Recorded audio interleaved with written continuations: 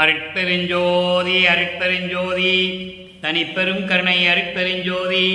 எல்லா உயிர்களும் இன்புற்று வாழ்க, வள்ளல் மலரடி வாழ்க வாழ்க. பொல்லா விரதம் குவளையெல்லாம் ஓங்குக, நல்லோர் நினைத்த நலம் பெறுக, நன்றி நினைத்த எல்லோரும் வாழ்க இசைந்து. உலக மக்களே, அறிவார்ந்த அன்பர்களே, ஆண்மநேய ஒருமைப்பாடுடைய அன்பர்களே, வல்லப்பமா நமக்கு அருளிய திருவிற்பாவில் 3ஆம் திருமுறையில் 17வது பதிகம் காதல் சிறப்பு கதுவா மாண்பு என்ற பதிகத்தில் இருக்கின்ற பாடலுடைய விளக்கங்களை பார்த்து கொண்டிருக்கிறோம். மொத்தம் 12 பாடல்களை கொண்டது. இதுவரை 7 பாடல்களுடைய விளக்கங்களை நாம் பார்த்திருக்கிறோம். ஒவ்வொரு பாடலிலும் வள்ளல் பெருமான் தன்னை ஒரு பெண்ணாகவும் உருவகப்படுத்தி தோழியிடம் சொல்லுவது போல இந்த பாடலை இயக்கியிருக்கிறார்கள். அந்த தோழி தாயிடம் போய் சொல்லுகிறாள். மகளுடைய காதலை, இறைவன் மீது எப்படியெல்லாம் மகள் காதல் கொண்டுள்ளாள் என்பதை தாயிடம் சொல்லுகிறாள். இதுவரைக்கும் 3ஆம் திருமுறையுடைய நிலை. அதன் பிறகு இந்த சமயங்களும் மதங்களும் மார்க்கங்களும் சார்ந்திருந்த காலங்களில் இறைவனை எப்படியெல்லாம் இந்த பிரபஞ்சம் தோன்றிய காலத்திலிருந்தே வணங்கினார்கள் என்பதையும், இந்த சமயங்களும் மதங்களும் மார்க்கங்களும் எப்படியெல்லாம் இறைவனை உருவகப்படுத்தின என்பதையும், அதே நிலையில் வல்லப்பமானவர்கள் இந்த மண்ணுலகுக்கு வருவிக்க உற்று தான் யார் என்ற தெரியாத நிலையில், அதாவது மறைப்பு இருந்த காலங்களில், மறைப்பு என்பது இறைவன் ஆட்கொள்ளாத வரை, அந்த காலகட்டங்களில் வள்ளற்பெருமான் எப்படி இறைவனை பாடினார் என்பதையும் நாம் பார்த்து கொண்டிருக்கிறோம். அதன் பிறகு இறைவன் ஆட்கொண்ட பிறகு, தனது மகனை வள்ளற்பெருமானை அருட்பெருஞ்சோதி ஆண்டவர் ஆட்கொண்ட பிறகு, சமரச சுத்த சன்மார்க்கம் கிடைக்கப்பட்ட பிறகு இறைவனை எப்படி உருவகப்படுத்துகிறார், இறைவனை எப்படி வணங்குகிறார், இறைவனிடம் எப்படியெல்லாம் அருளை பெற்றுக்கொண்டார் என்பதுதான் நாம் பார்த்து கொண்டிருக்கிறோம். அப்போ சமயங்களும் மதங்களும் மார்க்கங்களும் சார்ந்த நிலையில் மறைப்பு இருந்த காலகட்டங்களில் வள்ளற்பெருமான் 3ஆம் திருமுறையிலே எப்படி பாடினார் என்பதை முதலில் பார்க்க போகிறோம். அதன் பிறகு 6ஆம் திருமுறைக்கு வரும்போது சமரச சுத்த சன்மார்க்கத்தை பெற்ற பிறகு எப்படியெல்லாம் இறைவனுடைய அருளை பெற்றுக்கொண்டார் என்பதையும் பார்க்க போகிறோம். ஏனென்றால் சமயங்களும் மதங்களும் மார்க்கங்களும் சார்ந்த நிலையில் அவர் எந்த நிலையும் அடையவில்லை. இறைவன் ஆட்கொண்டதோடு சரி. இவற்றையெல்லாம் விட்ட பிறகுதான் எனக்கு தயவு கருணை என்ற ஒரு நிலை கிடைத்தது என்று வள்ளற்பெருமான் கூறுவார்கள். அதை தான் பார்த்து கொண்டிருக்கிறோம். அந்த வகையில் இன்று நாம் பார்க்க வேண்டிய பாடல் காதல் சிறப்புக்கு அதுவா மாண்பு என்ற பதிகத்தில் இருக்கின்ற 8வது பாடல். முதல் பாடலை நன்றாக கவனியுங்கள். தன்னை ஒரு பெண்ணாக உருவகப்படுத்தி தோழியிடம், செவிலித்தாயிடம் சொல்லுவது போல இந்த பாடலை நமக்கு அருளியிருக்கிறார்கள். இறைவனுடைய நிலையையும், இறைவன் எப்படிப்பட்டவர் என்ற நிலையையும், அந்த இறைவன் மேல் எப்படி நாம் காதல் கொண்டேன் என்பதையும், அந்த காதலை கனவில் கூட நான் விடமாட்டேன் என்று சொல்லுவதையும் முதலிலே பார்க்க போகிறோம். விமலை இடத்தார், விமலை இடத்தார் இன்ப துன்பம் வேண்டா நலத்தார், ஆனாலும் அமலம் உடையார் தீவண்ணர் ஆமென்று உரைப்பார், ஆனாலும் நமலம் அறுப்பார் பித்தர் என்னும் நாமம் உடையார், ஆனாலும் கமலை அணையாய் நான் அவர் மேல் காதல் ஒளியேன் கணவனுமே. காதல் ஒளியேன் கனவினுமே. கனவுல கூட நான் காதலை விட்டுக் கொடுக்க முடியாது என்று சொல்லுகிறாள். இதே 3ஆம் திருமுறையிலே இதுக்கு முன்னால் இருந்த பதிகத்திலே எப்படியெல்லாம் காதல் கொண்டான் இறைவனிடம் என்பதை தாய் மகளிடம் சொல்லுவாள். அவனுக்கு எதுவுமே இல்லையே, உடுக்க உடை இல்லை, உண்ண உணவில்லை, இருக்க இடம் இல்லை, சுடுகாட்டிலே திரிந்து கொண்டிருக்கின்றவன், அவனை போய் கல்யாணம் பண்ணிட்டு நீ என்னத்தை சுகம் பெறப் போகிறாய் என்பதை 10 பாடல்களிலே சொல்லுவார். அடுத்த பதிகத்தில் இன்று நாம் பார்த்த 17வது பதிகத்திலே செவிலித்தாயிடம் தன்னுடைய மகள் சொல்லுகிறாள். பாடலுடைய மைய கருத்து என்னவென்றால், இறைவனுடைய நிலையை வள்ளற்பெருமான் இந்த பாடலிலே கூறுகிறார். ஒரு பெண்ணாக உருவகப்படுத்தி கூறுகிறார். அவ்வளவுதான். அமலம், அதாவது விமலை இடத்தார். விமலை இடத்தார் என்பது உமையாலை இடது பக்கம் உடையவன். தன் உடம்பிலே இடது பக்கத்தை, பாதி பாகத்தை ஒரு பெண்ணுக்கு கொடுத்தவன். அதான் விமலை இடத்தார் என்று சொல்லுகிறார். இன்பம் துன்பம் வேண்டா நலத்தார். இறைவனுக்கு இன்பம் துன்பம் எல்லாம் கிடையாது. இறைவனுக்கு ஏது இன்பம் துன்பம்? சுயமாக தோன்றிய இறைவன், அவனுக்கு இன்பம் துன்பம் இல்லை. அப்படி நிலையில் இருக்கின்ற இறைவன் ஆனாலும் அமலம் உடையார். அமலம் உடையார் என்பது மலங்கள் நீங்கிய இறைவன். ஆணவம், கண்மம், மாயை, மாமாயை, துரோதை, இப்படி 5 மலங்களையும் நீக்கியவன் இறைவன். எல்லா தேவர்களுக்கும் பதத்தலைவர்களுக்கும் எல்லாருக்குமே இந்த மலங்கள் உண்டு. மலங்கள் உண்டு. பிரம்மனுக்கு 5 மலங்கள் இருந்தது. ஆணவம் என்ற மலத்தை மட்டும் கிள்ளி எடுத்தார். ஆணவம் என்ற ஒரு தலையை கிள்ளி எடுத்து விட்டார் இறைவன். அப்போ எல்லாங்களுக்குமே மலம் உண்டு. ஆனால் இவருக்கு மட்டும் மலம் இல்லை. அதனால்தான் சுத்த சன்மார்க்க வேண்டுகோளிலே பாடலிலே சொல்லுவார், கடைசி பாடல், அமலா நான் வேண்டுதல் கேட்டு அருள் புரிதல் வேண்டும். தெளிவாக சொல்லுவார் இறைவனை அமலன் என்று சொல்லுவார். அணுத்துணையும் சினம் காமம் அடையாமை வேண்டும். மருளாய உலகம் மருள் நீங்கி ஞானம் மன்றிடத்தே வள்ளல் உன்னை வாழ்த்திடல் வேண்டும். இருளாமை உற வேண்டும் என எடுத்தால் சுகம் வைத்திடல் வேண்டும்.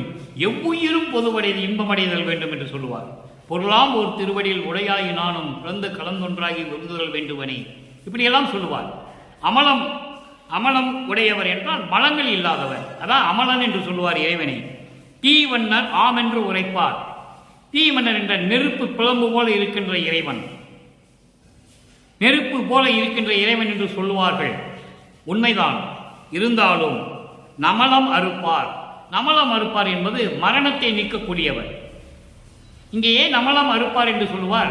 மரணத்தை நீக்கக்கூடியவர். தன் அடியார்களுக்கு சமயங்களையும் மதங்களையும் மார்க்கங்களையும் சேர்ந்த ஒரு அடியானாகிய மார்க்கண்டேயனுக்கு மரணத்தை நீக்கியவர், யமனை காலால் எட்டி உதைத்தவர் என்று சொல்லுவார். அதைதான் இங்கே சொல்லுகிறார், நமலம் அறுப்பார். மரணத்தை நீக்கக்கூடியவர், துன்பங்களையும் துயரங்களையும் நீக்கக்கூடியவர். எந்த பொருள் வேணாலும் நீங்க எடுத்துக்கலாம் நமலம் என்ற வார்த்தைக்கு. பித்தர் என்னும் நாமம் உடையார். அவனை பித்தன் என்று அழைப்பார்கள். பைத்தியம் பிடித்தவன் போல தெரிந்து கொண்டிருந்ததனால் பித்தன் என்று சொல்லுவார்கள்.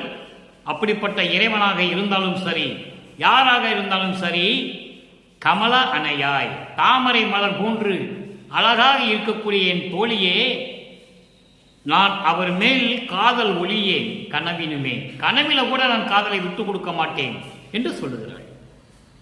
தோழியிடம் சொல்லுவது போல, செவிலித்தாயிடம் சொல்லுவது போல சொல்லுகிறார். தன்னை ஒரு பெண்ணாக உருவகப்படுத்தி, இறைவனை தலைவனாக உருவகப்படுத்தி, இறைவன் மேல் உள்ள காதலை நான் எப்பொழுதும் நான் விடமாட்டேன் என்று சொல்லுகிறார். இது இந்த பாடலுடைய பதவுரை. இப்போ இந்த பாடலுடைய பொருளை பார்க்க போகிறோம். இதை பார்த்த பிறகு இந்த நிலைகள் இருந்தும் மாறி, சமயங்களும் மதங்களும் மார்க்கங்கள் நிலைகள் இருந்த மாறி, தன் தந்தை அருட்பெருஞ்சாண்டவர் ஆட்கொண்ட பிறகு, சமரச சுத்த சன்மார்க்கத்தை பெற்ற பிறகு இதே தாய் என்ன சொல்லுகிறாள் என்பதை விளக்கமாக சொல்லுகிறார். எப்படி இறைவனிடம் அருளை பெற்றுக் கொண்டார்? முதலை காதல் கொண்டது, அது சமயங்களும் மதங்களும் மார்க்கங்களும் சேர்ந்த காதல். அந்த காதலை ஒழித்துவிட்டு இறைவன் மேல் இருக்கிற காதலை மட்டும், அந்த சமய கோட்பாடு, மத கோட்பாடு, மார்க்கங்களின் கோட்பாடை விட்டுவிட்டு இறைவன் மீது கொண்டுள்ள காதலை மட்டும் சமரச சுத்த சன்மார்க்கத்தை பெற்ற பிறகு எப்படி சொல்லுகிறார் என்பதை அதற்கு ஏற்றபடி 6ஆம் திருமுறையிலே பார்க்க போகிறோம். இப்ப இந்த பாடலுடைய பொருள், உமையாளை இடப்பக்கமாக கொண்டவர், இன்ப துன்பங்களை எல்லாம் கடந்து இருப்பவர், அவருக்கு இன்பம் துன்பம் எதுவும் இல்லை என்றாலும் மலங்கள், ஆணவம், கண்மம், மாயை, மாமாயை, துரோதை போன்ற மாயைகளையெல்லாம் நீக்கி சுத்த நிலையில் இருக்கின்றவர், நெருப்பு போன்ற வடிவில் இருப்பவர்தான் என்று சொல்லுவார்கள். உண்மைதான். என்றாலும் துன்பங்களை நீக்கக்கூடியவர், பித்தன் என்று ஒரு பெயரை கொண்டவர் என்றாலும், தாமரை மலர் போன்று அழகாக இருக்கின்ற என் தோழியே, நான் அவர் மீது கொண்டுள்ள காதலை விடமாட்டேன், கனவில் கூட ஒலிக்க மாட்டேன் என்று சொல்லி இந்த பாடலை நமக்கு அருளியிருக்கிறார்கள் நமது இறைவன் வல்லப்பமானவர்கள். பாடலுடைய மைய கருத்து, இந்த பிரபஞ்சம் தோன்றிய காலத்திலிருந்தே 4 யுகங்களிலும், கிரேத யுகம், திரேத யுகம், துவார யுகம், கலியுகம், கலியுகம் முடிந்துவிட்டது. தெளிவாக சொல்லுகிறார் வல்லப்பமானவர்கள். கலியுகம் முடியுகின்ற 77 ஆண்டுகள் இருக்கும் தருவாயில், கலியுகம் முடியும் தருவாயில், கலியுகம் முடிவதற்கு 77 ஆண்டுகள் இருக்கும் தருவாயில் இந்த மண்ணுலைக்கே வருவிக்க உற்றார் வல்லப்பெருமானவர்கள். அதன் பிறகு 1873 கலியுகம் முடிவதற்கு நீ 27 ஆண்டுகள் தான் இருக்கிறது என்று கூறுகிறார். அதாவது 51 வருடங்கள் கழித்து 51 வருடங்கள் இந்த மண்ணுலகிலே தோன்றும் துணையாக இருந்து சமரச சுத்த சன்மார்க்கத்தை மக்களிடம் சொல்லி எப்படியெல்லாம் இறைவனை வணங்க வேண்டும் என்று சொல்லி இந்த மதங்களும் சமயங்களும் மார்க்கங்களும் எப்படியெல்லாம் மக்களை துன்புறுத்திக் கொண்டிருந்தன என்ற விளக்கத்தையும் கூறி அருட்பெருஞ்சோதி ஆனார். 1874 30/1/1874 அன்று இரவு 12 மணிக்கு அருட்பெருஞ்சோதி ஆகி இறைவனிடம் இந்த 5 தொழில்களையும் பெற்றுக்கொண்டு இந்த பிரபஞ்சத்தை இயக்கிக் கொண்டிருக்கிறார் என்பதை பின்னால் பார்க்க போகிறோம். ஆக இந்த பாடலுடைய பொருள் உங்களுக்கு புரிந்துவிட்டது. இனிமேல் 6ஆம் திருமுறை. 6ஆம் திருமுறையிலே சமரச சுத்த சன்மார்க்கத்தை பெற்ற பிறகு இந்த பாடலில் இருக்கின்ற 3 நிலைகளை விளக்குகிறார். ஒன்று, இன்று நாம் பார்த்த 8வது பாடலிலே விமலை இடத்தார் இன்பத் துன்பம் தோன்றா நலத்தார், இன்பம் துன்பம் வேண்டா நலத்தார். ஒரு பெண்ணை இடது பக்கம் உருவப்படுத்தி இறைவனை சொல்லுகிறார். இது சமயங்களும் மதங்களும் மார்க்கங்களும் சார்ந்த நிலையில். இரண்டாவதாக அமலம், அமலம் உடையார். அமலம் உடையார் என்பது மலங்கள் இல்லாதவன். அப்போ 6ஆம் திருமுறைக்கு வரும்போது என்ன சொல்கிறார் என்பதை பார்க்க போகிறோம். பீ வண்ணம் ஆம் என்று உரைப்பார், நெருப்பு போன்று இருக்கின்றவர், சிவந்த மேனி உடைய நெருப்பு போன்றவுடைய இறைவன் என்று சொல்லுவார். அதை 6ஆம் திருமுறையிலே இறைவனை எப்படி சொல்லுகிறார் என்பதை பார்க்க போகிறோம். 3வது நிலை நமலம் அறுப்பார், மரணத்தை தவிர்க்கக்கூடியவர். 6ஆம் திருமுறையிலே எப்படி சொல்லுகிறார் என்பதை பார்க்க போகிறோம். பித்தன் என்னும் நாமமுடையார், பைத்தியக்காரன், பித்து போன்று அலைந்து கொண்டிருக்கிறான் என்ற பெயரை உடையவன் என்றாலும் 6ஆம் திருமுறையிலே அதே இறைவனை சமயங்களும் மதங்களும் மார்க்கங்களும் நீங்கிய நிலையில் சமரச சுத்த சன்மார்க்கத்தை பெற்ற பிறகு இறைவனை எப்படி அழைக்கிறார் என்பதை பார்க்க போகிறோம். நன்றாக கவனியுங்கள். 79வது பதிகம் 6ஆம் திருமுறை. நற்றாய் செவிலிக்கு கூறல். மகள் இறைவனை காதலிப்பது தாய்க்கு பிடிக்கவில்லை. மகளிடம் தாய் சொல்லுகிறாள், அவனை நீ காதலிப்பது வீணான செயல், அவனை காதலித்து நீ திருமணம் செய்து கொண்டு எப்படி வாழப்போகிறாய் என்று சொல்லுவது போல பாடலை சொல்லியிருப்பார்கள். அது 3ஆம் திருமுறை.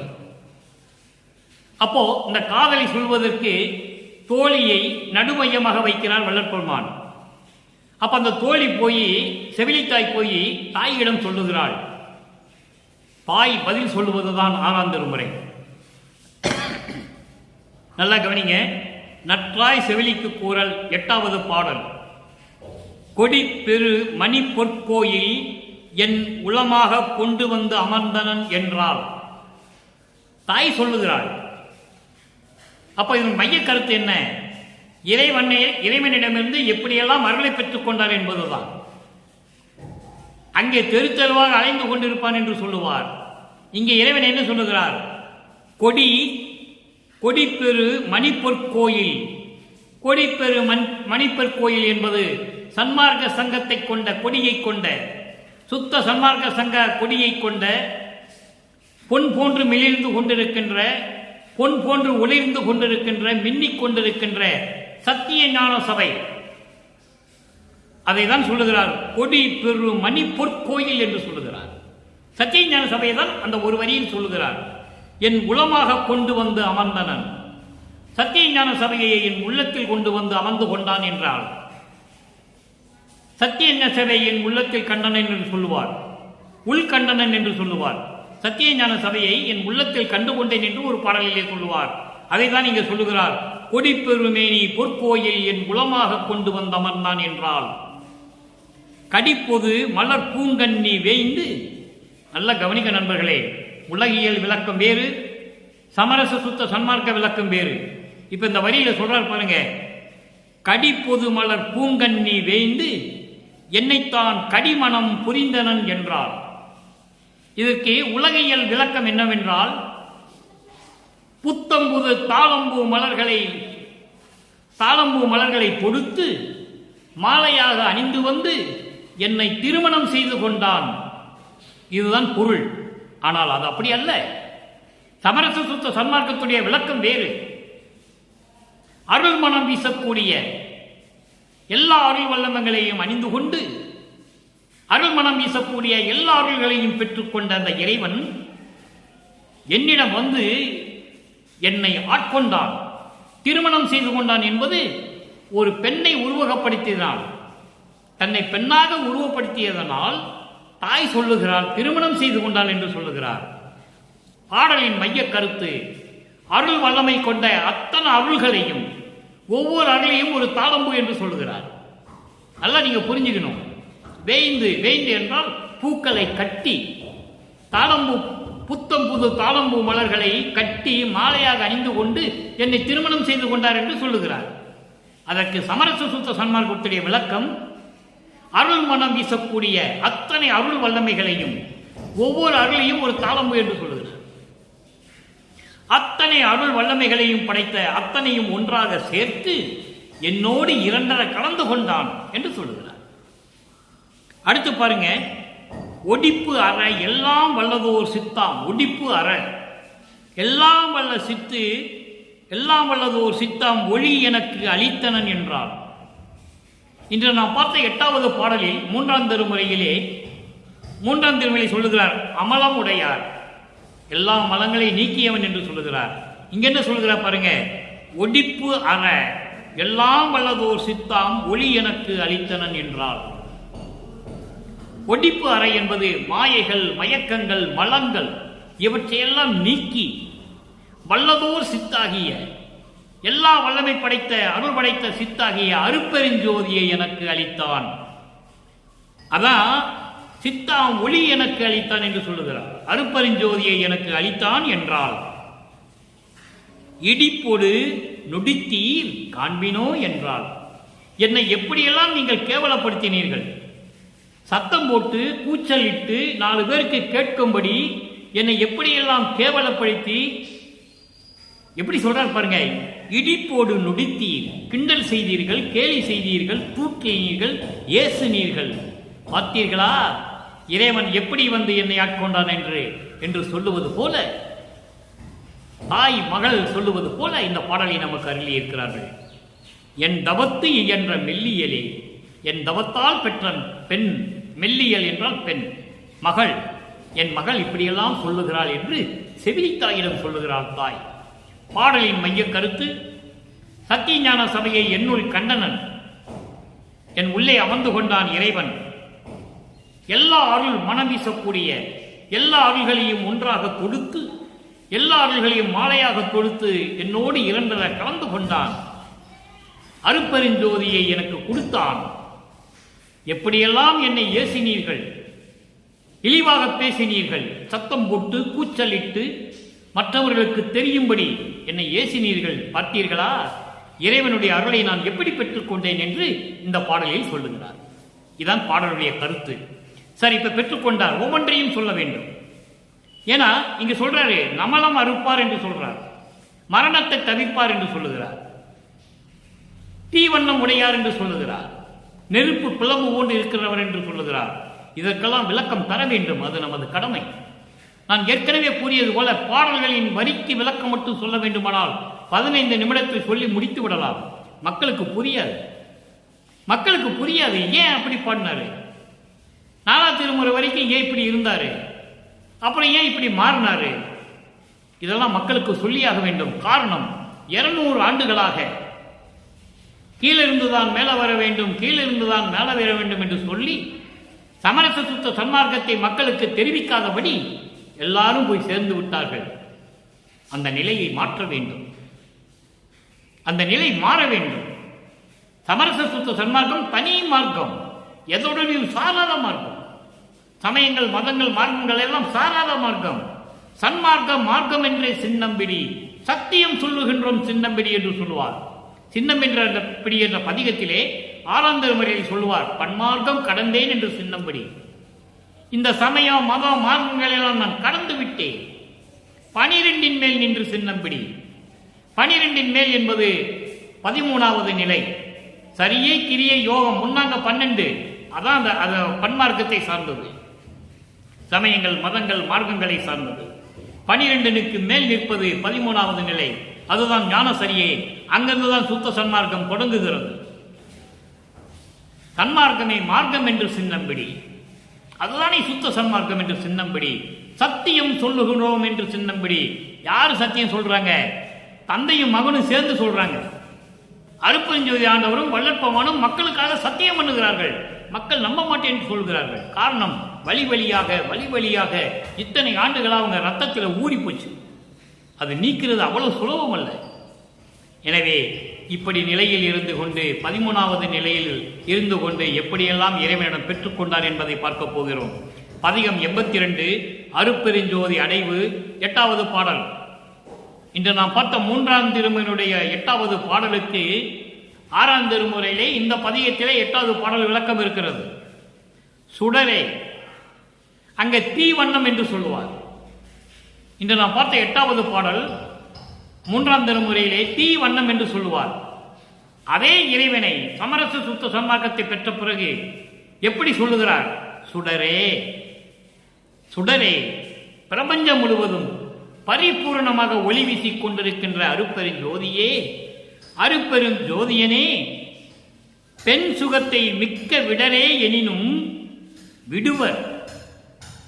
பெண் சுகத்தை மிக்க விடரே எனினும், பெண் சுகத்தை மிக்க விடரே என்றால் காமத்தை விடவில்லை என்றாலும் கூட, எப்படி சொல்வார் பாருங்க, நீ வந்து விட்டாய், சமரச சுத்த சன்மார்க்கத்தை என்னிடம் தந்து விட்டாய், சமரச சுத்த சன்மார்க்க காலம் தொடங்கிவிட்டது. எனவே இந்த காமத்தை மட்டும் கொடூரமாக சொல்லுகிறார். இல்லறியலிலே காமம் இருக்க வேண்டியது இயற்கை, அதை யாராலும் தடுக்க முடியாது. கொடூரமாக இருப்பதுதான் இங்கே சொல்லுகிறார். காமத்தினால் ஏற்படக்கூடிய தீய செயல்கள், எவ்வளவோ இடைஞ்சல்கள் காமத்தினால் வருகிறது. மோகம் கொண்டு காமம் ஏற்பட்டு அதனால் ஏற்படக்கூடிய துன்பங்கள் நிறைய வந்து கொண்டு இருக்கின்றன உலகியலிலே. அதையெல்லாம் இனிமேல் மக்கள் விட்டு விடுவார்கள். காரணம், சினம் காமம் அணுத்துணையும் சினமும் காமம் அடையாமை வேண்டும் என்று வள்ளற்பெருமான் சுத்த சன்மார்க்க வேண்டுகோளிலே ஒரு வேண்டுகோள் வைக்கிறார். இனிமேல் அதை விட்டு விடுவார்கள். என் தாய், என் தாய் போன்று தாய் உண்ட தாய் உள்ளம் கொண்ட என் இறைவனே, நின்னை விட்டு அயல் ஒன்று அடரேன். உன்னை தவிர, உன்னை விட்டு நான் வேறு எங்கேயும் செல்ல மாட்டேன், யாரிடமும் செல்ல மாட்டேன், யாரிடமும் செல்ல மாட்டேன். பதத்தலைவர்களாகிய பிரம்மன், திருமால் யாராக இருந்தாலும் சரி, உன்னை விட்டு அயலாரிடம் நான் யாரிடமும் செல்ல மாட்டேன். தெளிவாக சொல்லுவார். மறந்தும் என்ற நாவால் உரைக்க மாட்டேன் சிறு தெய்வ நாமங்களை என்பார். என்றே மெய்கண்ட நான் மற்ற பொய் கண்ட தெய்வங்களை மெவுவேனோ, தெளிவாக சொல்லுவார். அப்படிப்பட்ட நிலையில் நான் இருந்து கொண்டிருக்கிறேன். அரை கணமும் பிரிந்து ஆற்றலன். உன்னை விட்டு இனிமே அரை கணம் கூட நான் சகித்துக் கொள்ள முடியாது. எம்மையும் என்னை விட்டு இறையும் பிரியாது, அம்மையும் அப்பனுமாம் அருட்பெருஞ்சோதி என்று சொல்வார். அருட்பெருஞ்சோதி அகவல். சிறிதளவு கூட இனிமேல் உன்னை நான் விட்டு பிரிய முடியாது என்று சொல்லுவார். அதை தான் இங்கே சொல்லுகிறார். அரை கணமும் பிரிந்து ஆற்றலேன் ஆணை கண்டாய். இது உன் மீது சத்தியம், பார்த்துக்கொள், உன் மீது சத்தியம். உன்னை விட்டு ஒரு கணமும் இனிமேல் நான் பிரிய மாட்டேன். இடரே தவித்து, இடரே தவித்து. அங்க பாட்டில் என்ன சொல்லுவாரு? நமலம் அறுப்பார் என்று சொல்லுவார். இங்கே இடரே தவித்து. இடர் என்பது மரணம். இடர் மரண துன்பம். மரண துன்பத்தை தவிர்த்து எனக்கு எல்லா நலமும் இங்கு ஈந்தவனே, உன்னால் இந்த மண்ணுலைக்கு வருவிக்க உற்று நான் பட்ட துயரங்களை எல்லாம் கடந்து என்னை ஆட்கொண்டு சமரச சுத்த சன்மார்க்கத்தை கொடுத்து 5 தொழில்களையும் கொடுத்து பிரபஞ்சத்தை இயக்குகின்ற அளவுக்கு எல்லா அருள் வல்லமைகளையும் இந்த மண்ணுலகிலே எனக்கு கொடுத்த ஈந்தவனே, கொடுத்தவனே என்று சொல்லுகிறார். அடுத்த பதிகம் பாருங்க, 83 அடிமைப்பேறு 8வது பாடல். அடிமைப்பேறு 8வது பாடல் தெளிவா சொல்லுவார். நல்லா கவனிக்க நண்பர்களே. காலம் கடத்துவதற்காகவோ பொழுதுபோக்குவதற்காகவோ வேண்டுமென்றோ இதை நாம் பேசுவதில்லை. திருவட்பாவை மக்களிடம் கொண்டு போய் சேர்க்க வேண்டும். வள்ளற்பெருமானுடைய இறைநிலையை மக்களுக்கு உணர்த்த வேண்டும். அதுதான் நமது முக்கியமான நோக்கம். இங்க பாருங்க, ஆனேன் அவனா, ஆனேன் அவனா, நான் அருட்பெருஞ்சோதி ஆண்டியாவர் ஆகிவிட்டேன். நான் அருட்பெருஞ்சோதி ஆண்டவராகிவிட்டேன். நானேன் அவனா? அவன் அருளால், அருட்பெருஞ்சோதியுடைய அருளால். இதை ஏன் சொல்றாருன்னா, தந்தை தன்னோடு இரண்டரை கலந்து கொண்டு இருக்கிறார். அவன் உள்ளத்தில் இருந்து கட்டளை இடுகிறான், மகனை இதை செய், இதை செய், இதை செய்யன்னு. அதன் பிரகாரம் அவன் அருளால் ஆங்காங்கு நானே கலித்து நடிக்கின்றேன். ஆங்காங்கு என்பது அண்டங்களிலும் சரி, பிண்டங்களிலும் சரி, எல்லா உலகங்களிலும், எல்லா இடங்களிலும், எல்லா இடத்திலும், எப்பொழுதும் நானே ஆட்சி செய்து கொண்டிருக்கிறேன். நானே கலித்து நடிக்கின்றேன். நானே மகிழ்வோடு ஆட்சி செய்து கொண்டிருக்கிறேன், அருளாட்சி செய்து கொண்டு இருக்கிறேன். அதனால்தான் சொன்னார், திரு செங்கோலாட்சி செலுத்துவோம் என்று சொன்னார். தானே என் தந்தை, அவன்தான் என் தந்தை. மெய்புறவா மெய்ப்பொருளை என்று சொல்லுவார். அருள் விளக்கமாலையில் சொல்லுவார், மெய் உறவா மெய்ப்பொருளை என்று சொல்லுவார். உண்மையான தந்தை, உண்மையான உறவு அவனே என் தந்தை. என்பால் வைத்த தயவை நினைக்கும் தோறும், என்னிடம் வைத்த தயவை நினைக்கும் போதெல்லாம் சிந்தை வியக்கின்றேன். என் உள்ளம் வியக்கின்றது. வியப்பாக பார்த்து கொண்டிருக்கிறேன். தெரிந்து இதையெல்லாம் உணர்ந்துதான் நான் சொல்றேன். இதெல்லாம் உணர்ந்த பிறகுதான் நான் உங்ககிட்ட சொல்லிட்டு இருக்கேன் அப்படின்னு சொல்றேன். அடுத்து பாருங்க, உத்தரஞான சிதம்பர மாலை 84வது பதிகம். உத்தரஞான சிதம்பர மாலை 8வது பாடல். அருமையா சொல்லுவார் பாருங்க அன்பர்களை, நல்லா கவனிக்கணும். மன்றாடி கேட்டுக்கொள்ளுகிறேன், நல்லா கவனிங்க. கொல்லா நெறியது கோடா நிலையது. கொல்லா நெறியது கோடா நிலையது.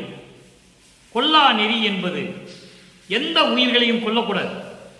எல்லா உயிரையும் போல் தன் உயிர் போல் பாவிக்க வேண்டும். எந்த உயிரையும் கொல்லாதது எப்படியா? கோடா நிலையது. அதுதான் அழியாத நிலை. கொல்லா நெறியது கோடா நிலையது, அதான் அழியாத ஒரு நிலை. கோபம் இலார் சொல்லால் உவந்தது. கோபம் இலார் என்பது சினம் நீக்கியவர்கள், சினத்தை அடக்கியவர்கள். அவர்கள் மகிழ்ந்து சொன்னது, சினம் அடக்கியவர்கள் மகிழ்ந்து சொன்னது கொல்லா நெறிதாப்பா, அழியாத நெறி. கொல்லா நெறி அழியாத நெறி என்பது சமரச சுத்த சன்மார்க்க நெறிதான் அழியாத நெறி. மீதி எல்லாம் காலத்துக்கு ஏற்றபடி அழிந்து போகும், காலத்துக்கு ஏற்றபடி அழிந்து போகும். ஆனால் இந்த நெறி அழியாத நெறி என்று சினம் அடக்கியவர்கள் மகிழ்வோடு சொன்னது. சுத்த சன்மார்க்கம் துணிந்தது, சமரச சுத்த சன்மார்க்கம் உறுதியோடு நின்றது. உலகெல்லாம் அழிப்பது, எல்லா உலகங்களையும் கட்டி காப்பது, இறந்தால் எழுப்புவது, சமரச சுத்த சன்மார்க்கத்தை தெரியாமல் இறந்து போனவர்களை எழுப்புவது, ஏதம் ஒன்று செல்லா வளத்தினது, எந்த குற்றமும் இல்லாத வளம் கொண்டது, எந்த குற்றமும் துரிசும். ஏதம் என்றால் குற்றம், எந்த குற்றமும் இல்லாமல் வளத்தோடு நிற்பது உத்தரஞான சிதம்பரமே. வடலூர் தான் என்று சொல்லுகிறார். வடலூர் என்று சொல்லும் பொழுது வடலூர் சத்தியஞான சபை, சத்தியஞான சபை என்று சொல்லும் பொழுது சத்தியஞான சபையிலே அமர்ந்திருக்கின்ற இறைவன் அருட்பெருஞ்சோதி ஆண்டவர். நல்லா நீங்க கவனிக்கணும். எல்லா இடங்களிலும், எல்லா மதங்களிலும், சமயங்களிலும் எங்க வேணா கோயில் கட்டலாம். ஆனா சத்தியஞான சபையை மற்றவர்களால் கட்டவே முடியாது. இறைவன் கட்டிய சத்தியஞான சபையை இந்த பிரபஞ்சத்தில் யாரும் கட்ட முடியாது. பிரபஞ்சத்திற்கு ஒரே சத்தியஞான சபை வடலூர் சத்தியஞான சபை என்பதை இங்க பதிவு செய்ய கடமைப்பட்டிருக்கிறேன். இறைவன் அங்கதான் இருக்கிறார். எல்லாரையும் கூட்டு வந்து இங்க உட்கார வச்சுட்டார். நீ எங்கேயுமே நீ போகக்கூடாது, நீ இவன் போயிடுவான்னு சொல்லிதான், இவனை விட்டா போயிடுவான்னு சொல்லிதான் தன்னோட அடக்கிக்கிட்டார். எங்க வச்சு? சித்தி விளாகத்தில் வச்சு. நீ வா இங்க என்னோட கலந்துக்கோ, முடிஞ்சு போச்சு. தட்சான ஒரு ஆண்டு, அவ்வளவுதான். அடுத்து பாருங்க, 89வது பதிகம் திரு அருள் கொடை. திரு அருள் கொடை 8வது பாடல். நாய் எனவே திரிந்தேனை. நல்லா கவனிக்க நண்பர்களே, எப்படி அருளை பெற்றுக் கொண்டார்? அவன் இறைவனுடைய அருள் கொடை எப்படிப்பட்டது சொல்ல வேண்டும் அல்லவா? நாய் எனவே திரிந்தேனை, உன்னாலே இந்த மண்ணுக்கு வருவிக்க விட்டு நாய் போன்று திரிந்த என்னை மற்றவர்களை எல்லாரும் வியக்கும்படி நீ உண்டாக்கினாய். சண்முகம் என்ற ஒரு தத்துவத்தை, சண்முகம் என்ற தத்துவத்தை, உன்னுள் அடங்கிய தத்துவத்தை, அதாவது சுப்பிரமணியம் என்ற தத்துவத்தை ஒரு தத்துவத்தினுடைய தலைவனாக உருவாக்கினாய், நெற்றிக்கண்ணால் உருவாக்கினாய், முருகன் என்று பெயரிட்டாய். அதே போன்று அருள் சக்தியால் விநாயகனை உருவாக்கினாய், அவனுக்கு கணபதி தத்துவம் என்று பெயர். கணபதி, உன்னிடம் இருந்த கணபதி தத்துவத்தை, அன்பர்களே, இதெல்லாம் நெஞ்சறிவிருக்கிற 1ஆம் திருமுறையிலேயே இருக்கிறது. மகாதேவ மாலையிலே சொல்லுவார், தன்முகம் கொண்ட கோவை என்று சொல்லுவார் இறைவனை. எல்லாமே இந்த தத்துவங்களாம் இறைவனிடம் அடங்கியது. அப்படிப்பட்ட கணபதி தத்துவத்தை அருள் சக்தியால் உண்டாக்கினாய். ஆனால் என்னை மட்டும் என்ன செய்தாய்? செல்வப்பிள்ளை என்று எனக்கு பெயரிட்டு ஒரு தாயின் கருவறையிலே உட்கார வைத்து, அந்த கருவறையிலே நான் பட்ட துன்பங்களை எல்லாம் எப்படி அனுபவித்தேன் என்பது உனக்கு தெரியும். அந்த தாயின் வழியாக என்னை இந்த மண்ணுலகே வருவிக்க செய்து, அருமையாக சொல்வார், அந்த கருவறையில் இருக்கும்போது எப்படி நான் துன்பப்பட்டேன். அதனால் என்னை மக்கள் ஏற்றுக்கொள்ளவில்லை. உன்னால் எனக்கு மானம் போய்விட்டது, மானம் போன வழியெல்லாம் விடுத்தேன் என்று சொல்லுவார். என்னை மட்டும் ஏன் இப்படி படைத்தாய்? அதற்கு தந்தை சொல்லுகிறார், சமரச சுத்த சன்மார்க்கம் உன்னால்தான் துவங்க வேண்டும், உன்னால்தான் விளங்க வேண்டும். மகனே, நீ எனக்கு மூத்த மகன் அல்லவா, நீ எனக்கு தலைமகன் அல்லவா, ஏன் கவலைப்படுகிறாய் என்று சொல்லும்பொழுது மனம் பூரிக்கும், மனம் பூரிப்படையும். எல்லாருக்கும் மூத்த பிள்ளை அவர், அருட்பெருஞ்சோதி ஆண்டவருடைய மூத்த பிள்ளை, செல்வப்பிள்ளை என்று சொல்லுவார். அப்படிப்பட்ட நிலையில் இருக்கும்போது நாய் போன்று திரிந்த என்னை உன்னாலே இந்த மண்ணுவிளக்க வருவிக்க செய்து, நாய் போன்று திரிந்த என்னை வலிந்து விரும்பி வலுக்கட்டாயமாக என்னை அழைத்து, நான்முகன் மால், நான்முகன் என்றால் பிரம்மன், மால் என்றால் திருமால், தூய பெருந்தேவர் செய்யும் தொழில் புரி என்று அமுது அளித்தார். தூய பெருந்தேவர், பிரம்மனையும் திருமாலையும் தனியாக தான் சொல்லுவார். ருத்திரன், மகேஸ்வரன், சதாசிவம், இந்த 3 பேரை தனியாக சொல்லுவார். அவங்களை எப்படி கொண்டு வர பாருங்க, தூய பெருந்தேவர். கடவுள்னு சொல்லல, நீங்க நல்லா கவனிக்கணும். இந்த 5 பேரையும் அவர் கடவுள் என்று எந்த இடத்தையும் சொன்னதே இல்லை. பதத்தலைவர்கள் என்று சொல்லுவார், கர்த்தாக்கள் என்று சொல்லுவார், அதிகார தலைவர் என்று சொல்லுவார். இவர் தானே படைத்து அதிகாரத்தை கொடுத்தார். அதிகார தலைவர், பதத்தலைவர் என்றுதான் சொல்லுவார். தூய பெருந்தேவர். இப்படிப்பட்ட ருத்திரனும் பிரம்மனும், ருத்திரனும் மகேஸ்வரனும் சதாசிவமும் பிரம்மனும் திருமாலும் சேர்ந்து 5 பேர் செய்து கொண்ட தொழிலை நீ செய் என்று எனக்கு அனுமதி அளித்தாய். அவ்வளவு அற்புதம் பாருங்க. இப்படிப்பட்ட வள்ளல் பெருமானை இறைநிலையில் இருக்கிறார் என்பது யாருமே சொல்லவில்லை. 200 வருடங்களாக வள்ளற்பெருமானை பற்றி, இறைநிலையை பற்றி யாருமே பேசியதில்லை என்பதை இங்கே நான் சொல்ல கடமைப்பட்டிருக்கிறேன். நாயகா, நின் அடியார் சபை நடுவே இருக்க வைத்து, என்னுடைய நாயகனே, என்னுடைய இறைவனே, அருட்பெருஞ்சோதி ஆண்டவரே, நின் அடியார் சபை, நின் அடியார் சபை கொலையும் புலையும் தவிர்த்து, சமயங்களையும் மதங்களையும் மார்க்கங்களையும் விட்டு ஒழித்து, ஜீவகாரணிய ஒழுக்கத்தில் இருந்து கொண்டு, இந்திய கரணங்கள், இந்திரியம், கரணம், ஜீவ, ஆன்மா போன்ற கரணங்களை எல்லாம், போன்ற ஒழுக்கங்களை எல்லாம் மேற்கொண்டு இருக்கின்ற உன்னுடைய சபை நடுவே, சாதுக்களுடைய சபை நடுவே என்னை இருக்க வைத்து அருளி சேயனவே வளர்க்கின்றாய், மகனாக வளர்க்கின்றாய், சிற்சபையில் நடிக்கின்றாய் என்று சொல்லி இந்த பாடலை நாம் கருளி இருக்கிறார்கள். அடுத்த ஒரு விளக்கம், உற்றது உரைத்தல். இறைவனிடம் பெற்றுக்கொண்டதை சொல்லுவது. இறைவனிடம் பெற்றுக்கொண்டது என்ன? அங்கே சொல்லுகிறார் 8வது பாடலிலே, என்று நாம் பார்த்த பாடலிலே 3ஆம் திருமுறையிலே, அவன் எப்படிப்பட்டவனாக இருந்தாலும் சரி, இறைவன் எப்படிப்பட்டவனாக இருந்தாலும் சரி, அவன் மீது கொண்டுள்ள காதலை நான் விடமாட்டேன் என்று சொல்லுகிறார். அப்போ அந்த அருளை எப்படியெல்லாம் பெற்றுக்கொண்டார் இங்க பாருங்க. நிலத்தை அடைந்த இடர் அனைத்தும், நான் சொல்லிட்டேன்னா ஏற்கனவே போன பாடலில் சொல்லிட்டேன்.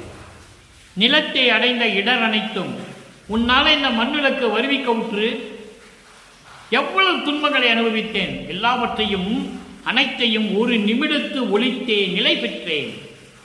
ஒரு நிமிடத்தில் ஒழித்து விட்டு அருள் நிலையில் நின்று விட்டேன். எது எப்படி? நீ வந்து என்னை ஆட்கொண்டதனால், சமரச சுத்த சன்மார்க்கத்தை பெற்றதனால், உன்னாலே இந்த மண்ணுடைக்கு வருவிக்க விட்ட துன்பங்களை அனைத்தையும் ஒழித்து விட்டு அருள் நிலையை அடைந்து விட்டேன். வளத்தே அழியாவரம் பெற்றேன். அழியாவரம் மரணமில்லா பெருவாழ் என்ற வளமையை பெற்றேன். மணிமன்று ஏத்தும் வாழ்வடைந்தேன். சத்திய ஞான சபையை புகழக்கூடிய, போற்றக்கூடிய, வணங்கக்கூடிய அந்த வாழ்க்கையை நான் பெற்றுவிட்டேன். குலத்தே சமய குழியிடத்தே. சமயத்தை குழி என்று சொல்லுகிறார். குழி என்று சொல்லலாம், சாக்கடை என்று சொல்லலாம், எப்படி வேணுமானால் சொல்லிக்கலாம். வெறிக்கும் சமய குழியில் விளைந்தேன். தன்னை விழாத வகை மறித்து ஒரு பேரறிவளித்த வள்ளல் கொடி என்று சொல்லுவார். எங்கே? கொடிப்பாட்டிலே கொடி கட்டி பாட்டிலே சொல்லுவார். அதை தான் இங்கே சொல்லுகிறார். குலத்தே சமய குழியிடத்தே விழுந்து இவ்வுலகம் குமையாது. உலகம் என்பது இந்த உலகம் மக்கள் அழியாமல் இருக்க வேண்டும். உலகம் குமையாது என்றால் உலகம் அழியாது என்ற பொருள். உலகம் அழியாது என்றால் உலக மக்கள் அழியாமல் இருக்க வேண்டும். எல்லா நலன்களையும் பெற்று இன்பத்தோடு இந்த உலக மக்கள் வாழ வேண்டும். அதற்கு இந்த சமய குழியில் இருந்து அவங்களை மீட்டு எடுக்க வேண்டும். ஞானசரியிலே சொல்லுவார், உடைந்த சமய குழி நின்று எழுந்து உணர்வின் அழியா ஒரு திருநெறியை பெற்று வந்தேன், சன்மார்க்க நெறி திருநெறி பெற்று வந்தேன் என்று சொல்லுவார். ஆக சமயங்களை விட வேண்டும் என்று சொல்லுகிறார். குலத்தே சமய புலியிடத்தை விழுந்து இவ்வுலகம் குமையாதே, அழியாது, இந்த உலக மக்கள் அழியாமல் இருக்க வேண்டும் என்பதற்காகவே நலத்தே சுத்த சன்மார்க்கம் நாட்டா. சுத்த சன்மார்க்கம் நிலை பெற எல்லா நன்மைகளையும் தரக்கூடிய உலக மக்கள் அழியாமல் எல்லா நன்மைகளையும் கொடுத்து சுத்த சன்மார்க்கம் நிலை பெற நின்றேன். பிரபஞ்சத்தில் எந்த முனிவனும் எந்த ரிஷியும் அவங்களுக்கு தெரியாது, சுத்த சன்மார்க்கத்தை பற்றி தெரியாது. தெரியாம தானே ஜீவ சமாதியோடும் சமாதியோடும் முத்தி நிலையோடும் கர்ம சித்தி யோக சித்தியிலே போனவங்க தானே எல்லாருமே. யார் ஞான சித்திக்கு வரவே இல்லையே. அதை தான் இங்க சொல்லுகிறார், நாட்டா நின்றேன், சுத்த சன்மார்க்கத்தை நிலைநாட்டி நின்றேன்.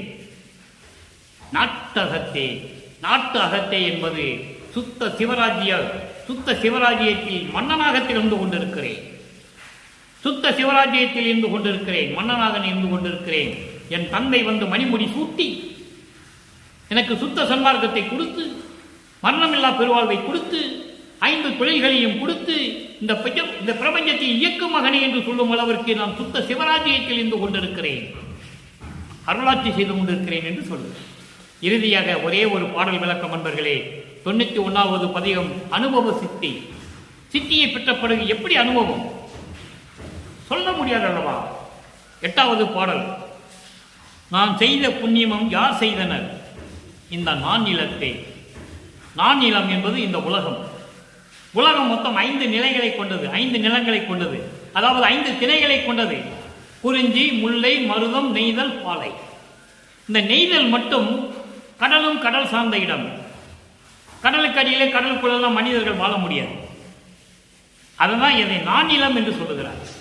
5 நிலங்களை கடலும் கடலும் சார்ந்த இடத்தை விட்டுட்டு 4 நிலம் என்று சொல்லுகிறார். நல்லா நீங்க புரிஞ்சுக்கணும். இந்த உலகத்தை 4 நிலங்கள் என்று சொல்லுகிறார்.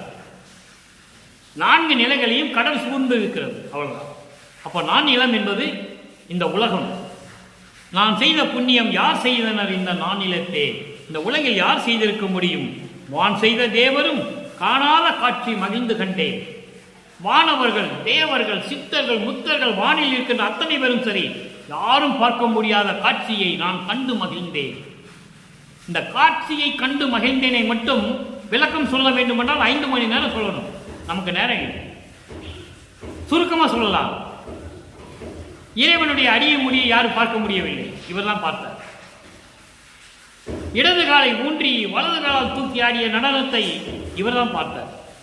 ஆடி நிற்கும் சேவடி என்று சொல்லுவார். ஆடி நிற்கும் சேவடிக்கு ஆளானேன், மாளாத யாக்கை பெற்றேன் என்று சொல்லுவார். இப்படி இறைவனுடைய திருவிளையாடல்களை இவர் ஒருத்தர் தான் கண்டு மகிழ்ந்தார். இதை யாரும் பார்க்க முடியவில்லை. அதான் சொல்றார், வான் செய்த தேவரும் காணாத காட்சி மகிழ்ந்து கண்டேன். ஊன் செய்த மெய்யும் உயிரும் உணர்வும். இந்த தசைகளாலான உடம்பு, மெய் என்றால் உடம்பு, உயிர், இந்த உடம்பு, உயிர், உணர்வு என்றால் உள்ளம். உடம்பு, உயிர், உள்ளம் எல்லாமே ஒளிமயமாக ஓன் செய்யவே பெற்றுக்கொண்டேன். சுத்த தேகம், புரவண தேகம், ஞான தேகம் என்ற தேகத்தை நான் பெற்றுக்கொண்டேன். எவ்வளவு அற்புதம் பாருங்க. உண்டே அருள் கோன் அமுது. இறைவனுடைய அருள் அமுதத்தை மொத்தமாக நான் தான் உண்டேன். வேறு யாருக்கு நான் கொடுக்கல, யாருக்கும் பங்கும் இல்லை. நான் ஒரே மகன், தலைமகன், மூத்த மகன். நான் தான் இறைவனுடைய அருள் அமுதத்தை முழுவதுமாக உண்டேன் என்று சொல்லி இந்த பாடலை நமக்கு கூறி நிறைவு செய்கிறார்கள் வல்லபெருமான் அவர்கள். எனவே அன்பர்களே, அப்படிப்பட்ட இறைவனை நீங்களும் வணங்கி சமரச சுத்த சன்மார்க்கத்தில் இருந்து கொண்டு சமயங்களும் மதங்களும் மார்க்கங்களும் சாராத குறியீடுகள் என்பது திருநீர் பூசுவது, சந்தனம் பூசுவது, நாமம் போடுவது, பொட்டு வைப்பது, இதெல்லாம் இறைவனுக்கு தேவையில்லை என்று சொல்லுகிறார். ஏனென்றால் திருவரையிலே இருந்த திருவிளக்கை, அகல் விளக்கை வெளியே எடுத்து வைத்து சொல்லுகிறார், இதிலே இறைவன் இருக்கிறார், நான் சில காலம் வெளியே இருக்க வேண்டிய அவசியம் இருக்கிறது, நீங்கள் இறைவன் வருகின்ற நேரத்தை வீணாக்காதீர்கள், இறைவனை ஆராதனை செய்து கொண்டு ஞானசரியை படித்துக் கொண்டு இருங்கள் என்று சொல்லுகிறார்.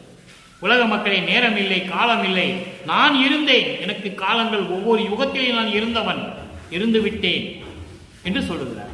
அங்கே விளக்கு எடுத்து வைக்கும்போது பூ எடுத்து வைங்க, விபூதி வச்சுக்கங்க, குத்து விளக்கு எடுத்து வைங்க, ஊதுவத்தி கொளுத்துங்க, கற்பூரம் கொளுத்துங்கலாம் அவர் சொல்லலை. காரணம், சமரச சுத்த சன்மார்க்கத்தின் வழிபாடு தூய வழிபாடு, துரிசு இல்லாத வழிபாடு. எனவே அப்படிப்பட்ட வழிபாட்டை மேற்கொண்டு இறைவனை நினையுங்கள் போதும். மனதிலே அருட்பெருஞ்சோதி அருட்பெருஞ்சோதி தனிப்பெருங்கனை அருட்பெருஞ்சோதி என்று நினைத்து கொலையும் புலையும் தவிர்த்து சைவ நெறியில் இருந்து கொண்டு இறைவனை வணங்கி இறைவனுடைய அருளையும் அவரிடம் இருக்கிற எல்லா செல்வங்களையும் பெற்று நோயற்ற வாழ்வில் நீங்களும் இந்த உலக மக்களும் உறவினர்களும் உங்களுடைய மனைவி பிள்ளைகள் எல்லோரும் வாழ்வாங்கு வாழ என இறைவனுடைய தயவாலையும் கருணையாலையும் வாழ்த்தி இந்த வள்ளலார் ஒளியன் விடைபெறுகிறேன். மீண்டும் நாளை சந்திப்போம். நன்றி, வணக்கம். அருட்பெருஞ்சோதி அருட்பெருஞ்சோதி தனிப்பெரும் கருணை அருட்பெருஞ்சோதி.